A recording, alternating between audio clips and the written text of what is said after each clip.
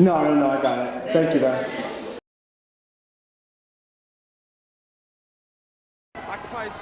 Occupies behind me.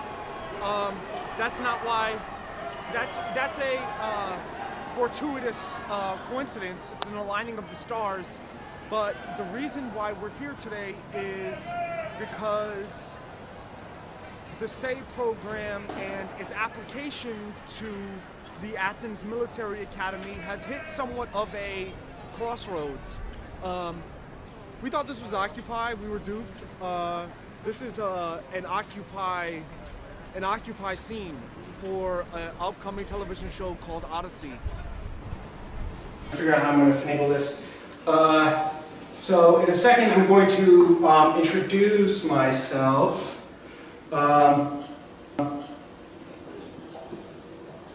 But I guess the first thing that I wanted to say is that this is this like transmedia storytelling thing called Prophets for Profits. What we do, I think that I'm going to say everything that kind of needs to be said, but yeah.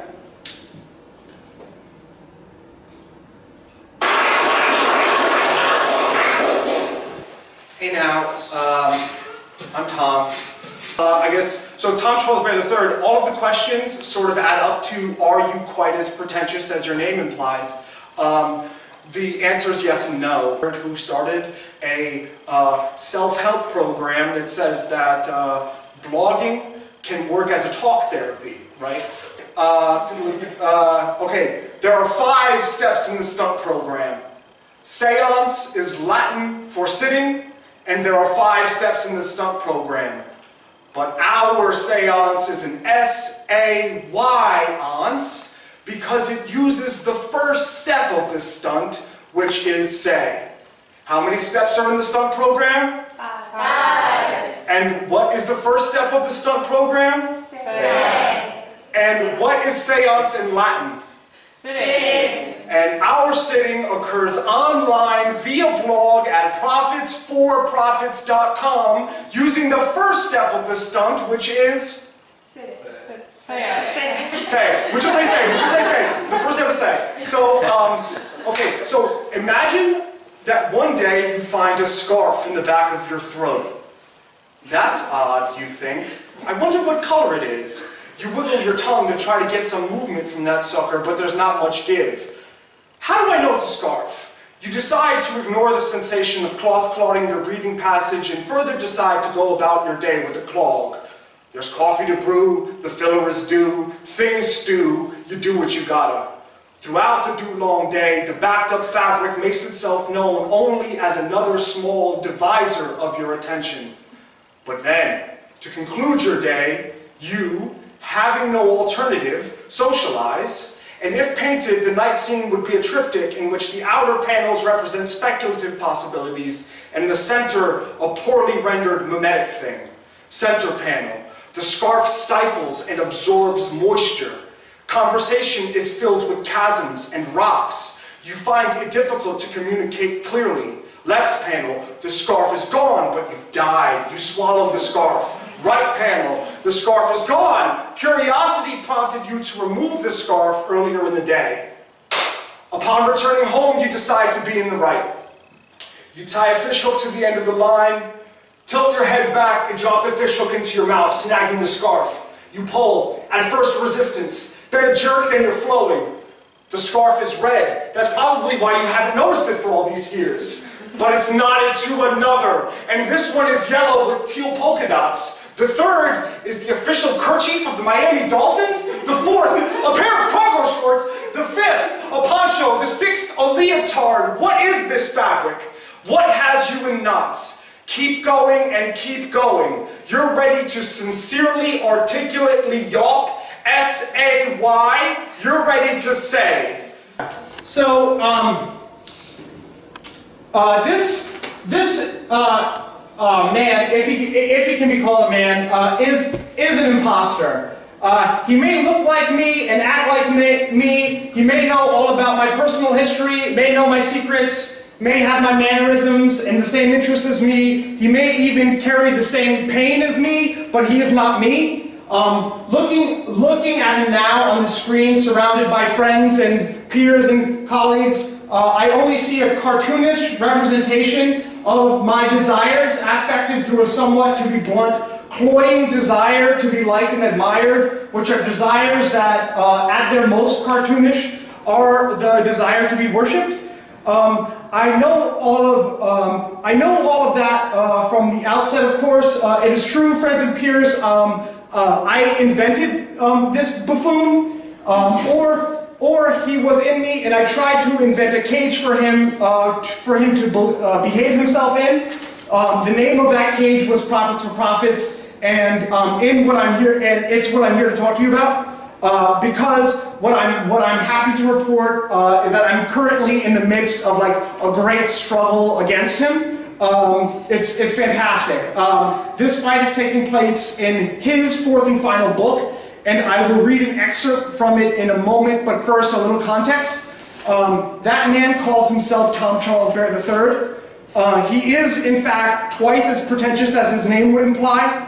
I invented him out of what I believe to be necessity, and then, because of the whys and wherefores of his invention, he took over my identity. 4 examples of how this process works, of how a fictional avatar uses and consumes its host.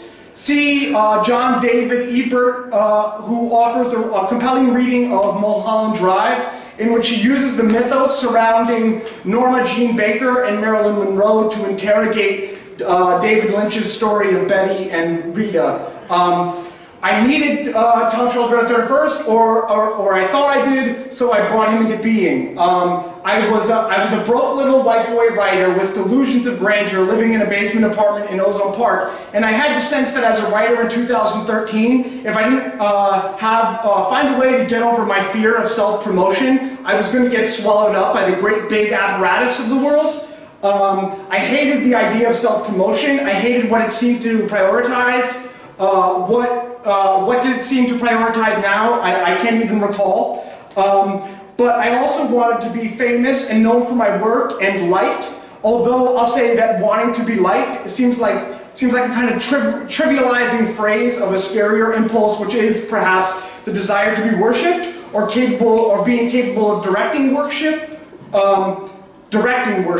At the same time, I worked as a freelance copy editor, and I often got stuck with I got stuck with self-help books, meaning like I had to do them all the time. Like I was stuck like copy editing self-help books, which were hard and even harder because I hated them. I found them to be exploitative of the reader. I pictured someone kind of sad and lonely.